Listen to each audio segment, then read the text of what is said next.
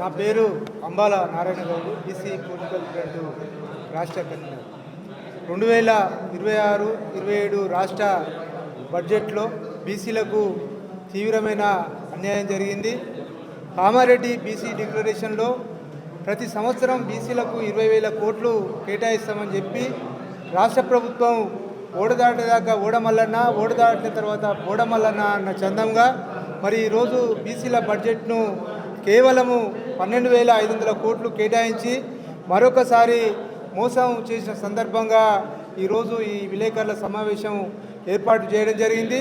ముఖ్యంగా తెలంగాణలో 21 బీసీ కార్పొరేషన్లు, కుల సంఘాల కార్పొరేషన్లు ఉంటే మరి ఆ కార్పొరేషన్లకు సంబంధించి ఒక్కొక్క కార్పొరేషన్ కనీసం 100 కోట్లు కూడా కేటాయించకుండా మరి వాళ్ళ సంక్షేమాన్ని విస్మరించడం అనేది మరి మేము నిరసన వ్యక్తం చేస్తున్నాము. ఇప్పటికైనా బీసీ ప్రజాప్రతినిధులు ఈ విషయం మీద రేపు జరిగే అసెంబ్లీ సమావేశంలో మరొకసారి పునఃపరిశీలన చేసి బీసీలకు మరి 20,000 కోట్లకు తగ్గకుండా బడ్జెట్ కేటాయించాలని కోరుతున్నాము. ముఖ్యంగా గీత కార్మికులకు సంబంధించి గీత కార్పొరేషన్కు గతంలో కేటాయించిన డబ్బులు కూడా ఖర్చు చేయలేదు.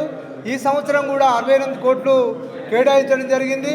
మరి వాటిని కూడా ఖర్చు చేయాలని, ముఖ్యంగా సేఫ్టీ మోకులు, కాటమేయ మోకులు ఇవ్వాలని, దాంతోపాటు మరి ప్రతి గీత కార్మికునికి బైకులు అందించి వాళ్ళ యొక్క అభివృద్ధికి పాటుపడాలని, ట్యాంక్ బండి మీద సర్దార్ సర్వాయి పాపన్న విగ్రహం ఏర్పాటు చేయాలని, జనగామ జిల్లాకు సర్వాయి పాపన్న పేరు నామకరణం చేసి గెజెట్ విడుదల ఈ అసెంబ్లీ సమావేశాల్లో పెట్టాలని చెప్పి ఈ సందర్భంగా మేము కోరుతున్నాం.